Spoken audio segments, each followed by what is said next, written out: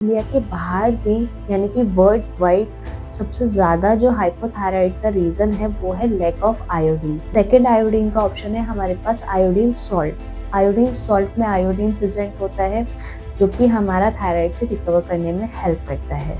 Next to nutrients वो हैं जो हमें अवॉइड करनी है। सबसे पहले आता है ग्लूटेन। ग्लूटेन नॉर्मली व्हीट में, बार्ले, वे इनमें प्रेजेंट होता है। स्पेशली प्रिजर्वेटिव्स, जितने भी प्रिजर्वेटिव्स हैं हमें नहीं लेने हैं।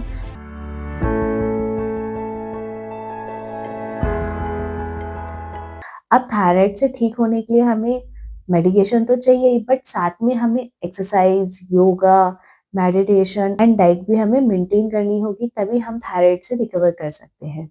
सो डाइट में हमारे कुछ ऐसे न्यूट्रिएंट्स हैं जो इम्पोर्टेंट है। फर्स्ट आता है हमारा iodine. Not even in India, India के बाहर भी यानी कि वर्ल्ड वाइड सबसे ज्यादा जो हाइपोथायराइड का रीजन है वो है लैक ऑफ आयोडीन, यानी कि आयोडीन की कमी।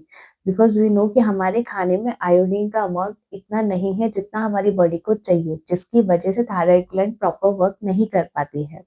सो आयोडीन प्रॉपर लेना बहुत जरूरी है। आयोडीन जो होता है वो सी वीड्स में होता है, यानी कि मेरीन प्लांट्स जो कि लेक में, रिवर में, वाटर में या कहीं भी वाटर में ग्रो करते हैं उन्हें बोलते हैं हम सी वीड्स। सेकेंड आयोडीन का ऑप्शन है हमारे पास आयोडीन सॉल्ट। आयोडीन सॉल्ट में आयोडीन प्रेजेंट होता है जो कि हमारा थायराइड से रिकवर करने में हेल्प करता है। नेक्स्ट आता है सेलेनियम। ये एक मिनरल है जो कि हमारे थायराइड ग्लैंड को प्रोटेक्ट करता है। जब ऑक्सीडेटिव स्ट्रेस हमारी बॉडी में बढ़ता है तो वो हमारे थायराइड ग्लैंड को इफेक्ट करता है, जिसकी वजह से भी हमारा थायराइड ग्लैंड का फंक्शनिंग इफेक्ट हो सकता है। तो सेलेनियम थायराइड ग्लैंड को प्रोटेक्ट करने का काम करता है। सेलेनियम प्रेजेंट होता है ब्रेजिल नट्स में, लेग्यूम्स में एंड एग्स में। अब ये दो न्यूट्रिएंट्स वो थे जो हमें लेने चाहिए। नेक्स्ट टू न्यूट्रिएंट्स वो हैं जो हमें अवॉइड करनी है। सबसे पहले आता है ग्लूटेन। ग्लूटेन नॉर्मली व्हीट में, बार्ले, रे इनमें प्रेजेंट होता है, बट ये हमें अवॉइड क्यों करना है?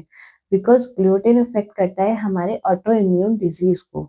अगर हमारी बॉडी में ग्लूटेन का अमाउंट ज्यादा हो जाता है तो ऑटो इम्यून डिजीज होने के भी चांसेस बढ़ जाते हैं, जिसकी वजह से थायराइड ग्लैंड भी हमारा इफेक्ट होता है।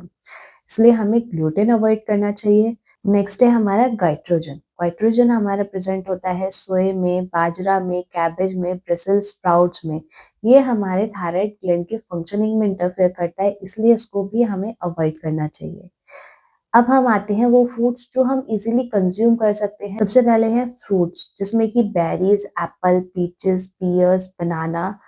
ये हमारे थायराइड ग्लैंड को इफेक्ट नहीं करते हैं। नॉन स्टार्ची वेजिटेबल्स में आते हैं zucchini, carrot, spinach, peppers and mushrooms. Fats में आता है olive oil, avocado oil and fully fat yoghurt. Whole grains में आते हैं brown rice pasta and oats. Seeds and nuts में आता है almonds, cashew nuts and pumpkin seeds. Peanuts भी आते हैं, इसलिए पीनट्स बटर भी हम ले सकते हैं। बीन्स में आते हैं chickpea, kidney beans and lentils. Dairy में हमारा आता है coconut milk, cashew nut milk, coconut yoghurt and cheese. Spices में आता है हमारा सेफ्रॉन, टर्मरिक।